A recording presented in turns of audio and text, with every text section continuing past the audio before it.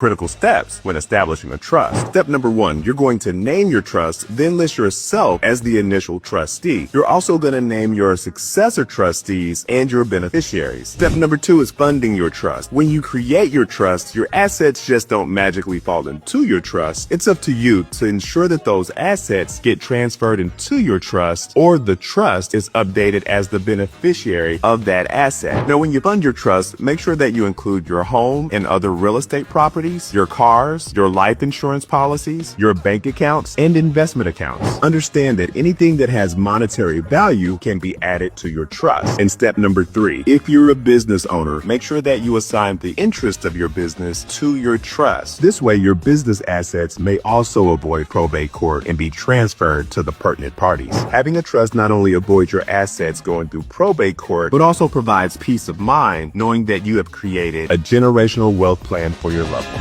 I absolutely love trust. The revocable trust is a will substitute, a probate avoidance tool. But there are some important things to consider. First, naming convention. Like, what name should you give the trust? I would advise using an anonymous name. It doesn't have to be the Edward Collins Family Trust. It could be Microphone in Front of Face Trust because it's a private document. But there could be scenarios where that trust name does show up in public record. Think deed of your property, for instance. Another thing to consider is not commingling different risk profiles with regard to the same common trust ownership. Like, for instance, you wouldn't want to necessarily have your automobiles owned by the same trust that owns your house because there's different risks. Your automobiles interact with more human beings on a daily basis, potentially, than your house does.